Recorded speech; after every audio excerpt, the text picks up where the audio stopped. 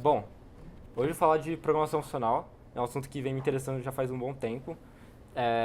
O objetivo dessa talk não é deixar, tipo, ensinar muito sobre programação funcional, a ideia é dar uma coisa mais básica mesmo, até porque eu mesmo não sei tanto sobre o assunto. É, eu mais aceitei assim esse desafio de fazer a talk. Bom, o que seria programação funcional? É um paradigma, e o paradigma nada mais é do que uma forma de você resolver problemas. Então, é, você pode resolver problemas de forma X, Y, etc.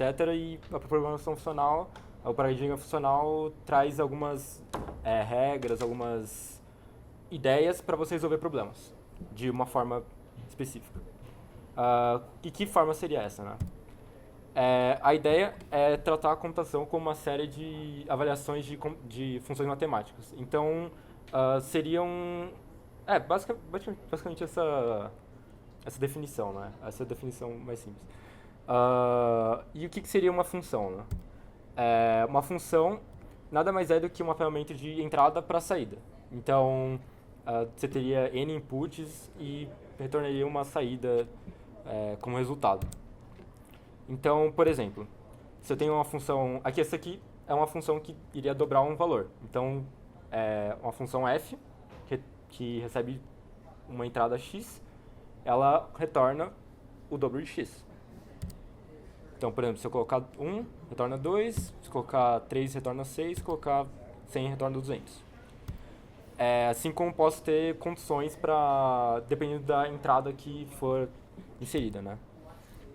Se eu posso retornar 0 se x for ímpar e retornar 1 se x for par. Tá, mas qual que é a diferença das funções desse mundo funcional, dessa paradigma funcional, para uma função em uma linguagem imperativa, por exemplo? É, as funções são puras. Não necessariamente, claro, depende da linguagem que implementa esse paradigma, né? Assim como, por exemplo, orientação a objeto, tem muitas linguagens que tentam implementar, mas elas às vezes não garantem todas as ideias e dão apenas suporte a algumas coisas, e enfim. É, mas a ideia seria que as funções seriam puras. E o que é uma função pura? Ela é definida por três coisas. Dada a sua entrada, ela sempre deve retornar a mesma saída. Então, se eu tenho a função que dobra, novamente, né? Se eu coloco o valor 1, ela retorna 2. Eu não tenho como colocar o valor 1 e ela me retornar 5, por exemplo.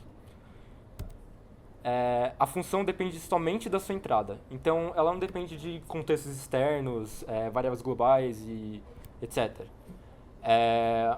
Então, a ideia seria que, por exemplo, eu não posso ter uma função f que depende de uma variável que não foi definida na sua entrada.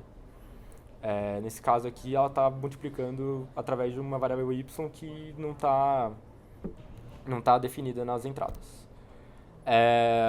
E ela não produz nenhum efeito colateral. Então, ela não altera nenhum estado externo a ela. Então, tudo que ela executa depende do que está dentro dela. Então, eu não posso, por exemplo, sair incrementando outras coisas que estão num contexto global e etc. Outro conceito que a programação funcional tenta trazer é a imutabilidade. Tá, a imutabilidade, isso quer dizer que eu não posso mutar variáveis, por exemplo? Teoricamente, essa é a ideia. Assim como as funções puras, nem todas as linguagens implementam essa ideia. Mas, tá, como que isso pode ajudar? A imutabilidade pode ajudar, porque você pode garantir que as funções vão sempre retornar os mesmos valores e você não vai estar alterando alguma coisa em outro lugar e facilita o entendimento e etc.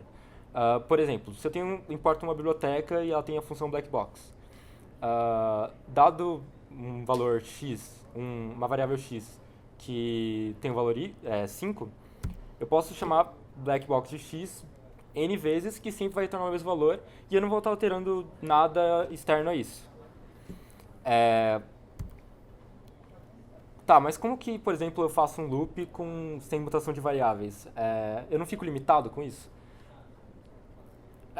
O pessoal costuma utilizar recursão, que pode não parecer intuitivo para quem não está acostumado, mas é uma questão de costume mesmo. Da mesma forma como quando você chega pela primeira vez num for loop, pode parecer uma coisa estranha, mas a recursão nada mais é do que um recurso que você chama a mesma função várias vezes.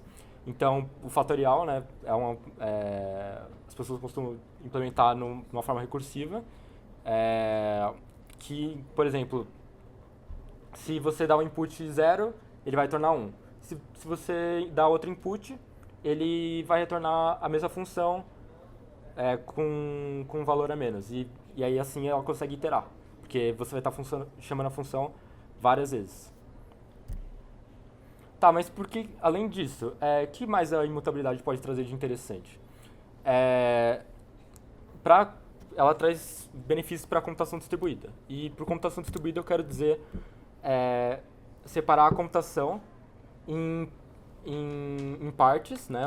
Você quer resolver um problema, você separa ele em partes em que vários computadores, vários processadores ou vários cores vão resolver esse problema. Antigamente, os processadores tinham um core só, ou seja, eles só conseguiam executar uma instrução de cada vez. Mas hoje em dia, os processadores, tentado, né, melhorar a velocidade dos processadores, mas ou é muito difícil ou é muito custoso você conseguir melhorar a velocidade deles. Tem um gráfico que o pessoal costuma mostrar em palestras de programação funcional, etc., que é aquele que mostra, né, a velocidade dos processadores conforme os anos e o número de cores que foi aumentando, porque acabou que a solução encontrada, pelo menos hoje em dia, é de você aumentar o número de cores por processador para você ter mais performance e melhorar, né, a velocidade dos computadores, etc. Você tem hoje celulares com 4 cores e etc. Tá, mas o que a imutabilidade tem a ver com isso? Se você, por exemplo, tem uma função que está executando num processador 1, num Core 1, etc., e ela depende de uma variável global, uma variável compartilhada, e o outro processador está executando uma função que também depende desse cara, os dois não podem alterar ele ao mesmo tempo, esse lugar na memória, esse valor. Com isso, para você conseguir, por exemplo, se você tiver 2 cores, você não vai estar dobrando necessariamente a velocidade do software que está executando nessa máquina. Porque, por exemplo, só para você estar utilizando a mesma variável nos dois lugares e você tentar alterar, uma não vai poder alterar no mesmo tempo que a outra. Então você, teoricamente, teria que parar um dos processadores para poder realizar essa alteração. E aí o outro poderia executar a alteração depois. Então, se você somasse a velocidade desses processadores, você não teria o dobro de velocidade, teria, sei lá, 1.8 ou menos, né? E conforme foram passando os anos, o número de cores dos processadores só foi aumentando, ao invés de a velocidade, né? Como eu comentei antes. E o que a imutabilidade traz de interessante para isso? Como você não vai estar compartilhando o estado, você não vai estar alterando variáveis globais e tudo mais, você consegue executar funções diferentes, ou a mesma função, que elas não vão estar alterando o mesmo valor.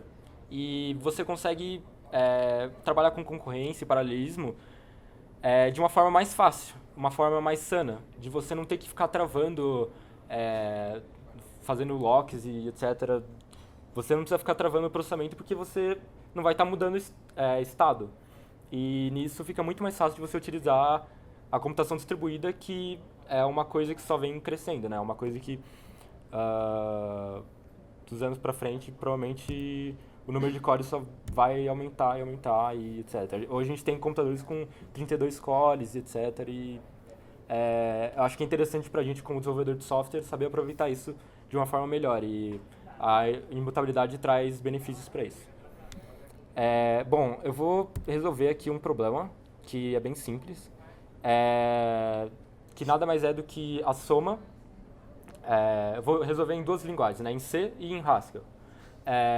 A ideia é fazer a soma de todos os valores de um número até zero. Então, se eu tenho o valor 10, eu vou somar de 10 até zero todos os valores inteiros. Então, por exemplo, 10, mais 9, mais 8, mais 7, mais 6. Eu vou fazer a mesma resolução de problema, só que em dois paradigmas diferentes.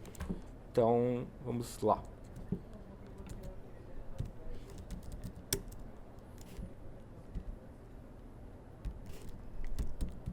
Vou criar uma pasta aqui. Bom, vamos lá. Vou primeiro começar em C. Então, eu vou incluir aqui a biblioteca para ter o standard output e input para realizar a entrada e saída, né? Para a gente ver os resultados no terminal. Vou chamar a função main, declarar a função main, né? Que vai ser o início. Então, vamos supor, eu vou criar uma função. Vou primeiro imaginar que a função já existe, ok? Então, imaginando um n, por exemplo, valendo 10, eu vou chamar uma função f, passando... Não, melhor, uma função soma, passando o valor n, ok? Aí, quanto que seria esse valor? Eu vou colocar para substituir o valor.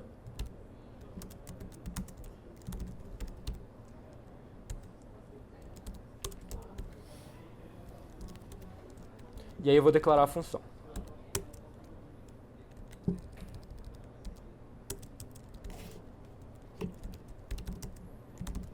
Bom, a função soma ela vai retornar um inteiro e ela vai receber um inteiro. Então, a ideia aqui, como a gente tem, por exemplo, mutabilidade, a gente vai iterar sobre todos os casos até chegar a 1. Então, eu vou fazer um loop bem simples. Primeiro eu vou declarar uma variável total, por exemplo, que vai valer 0. E ela vai ser um acumulador. Então, eu vou declarar uma variável que vai ser o nosso contador, e o total vai ser o acumulador. Então, enquanto eu vou começar com 1, e enquanto o i for menor ou igual ao valor passado, eu vou ficar iterando nesse cara. Aí, a cada iteração, eu simplesmente somo o valor de total, que no começo vai ser 0, para cada i que acontecer. E aí, no final, eu retorno o valor de total. Bom, vamos compilar isso aqui. Faltou uma ponto e vírgula, é claro. Live coding.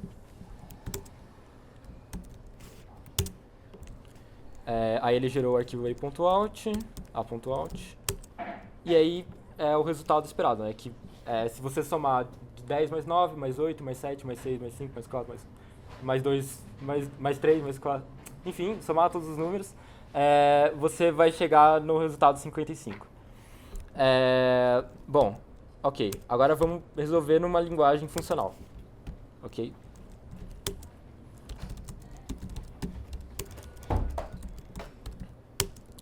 No caso vai ser Haskell, ok? Bom, primeiro eu vou declarar a função. Então, vai se chamar soma. Aí, ela vai receber um inteiro, ok? E ela vai retornar um inteiro. Aqui seria o parâmetro de entrada e aqui seria o parâmetro de saída. Bom, pensando num caso que a soma...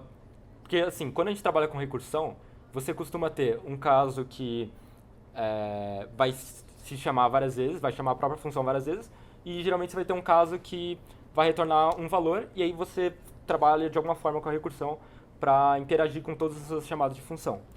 Então, por exemplo, no caso, quando chamar 0, por exemplo, ele retorna 0. E aí, se não, eu chamo Basicamente o que eu estou fazendo aqui, eu estou declarando várias vezes a soma, mas na verdade é o que a gente chama de pattern matching, né?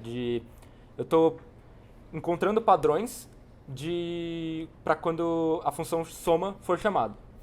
Então, por exemplo, se alguém chamar soma com zero, vai retornar zero. Se alguém chamar com qualquer outra coisa, que seria o n, aí eu vou declarar o que vai acontecer. Então, por exemplo, nesse caso, a gente gostaria que pegasse o n e somasse com soma de n menos 1. Vou colocar um parênteses aqui para ficar um pouco mais claro. Então, o que está acontecendo aqui? Toda vez que eu chamar soma com um número, ele vai pegar o número e vai fazer soma, vai somar o número mais chamando a função de novo com um número a menos. E vai ficar chamando várias vezes até que até que chegar no zero. E aí quando chegar no zero ele vai retornar zero e não vai adicionar nada. Então vou salvar esse arquivo. Vou abrir o GHCI, que é basicamente um REPL, né? Você consegue avaliar expressões em Haskell tipo de forma que ele fica repetindo, né? Toda vez você consegue ficar colocando novas expressões e ficar avaliando isso. Então eu vou carregar o nosso arquivo.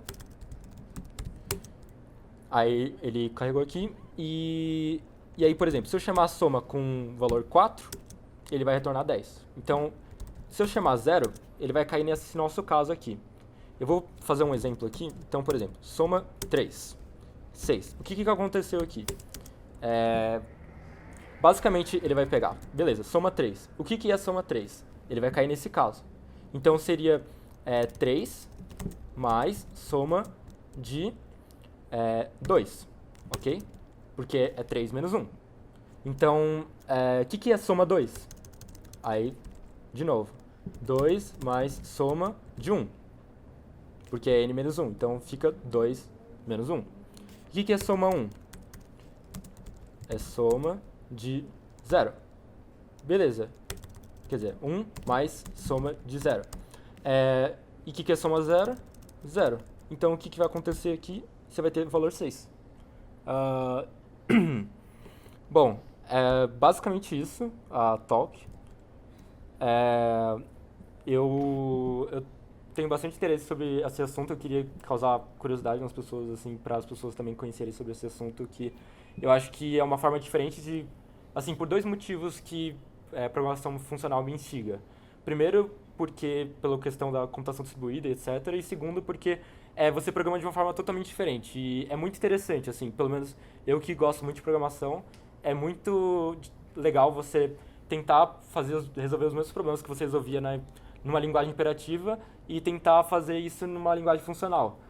Você vê que é outra forma de resolver os problemas e é bem interessante.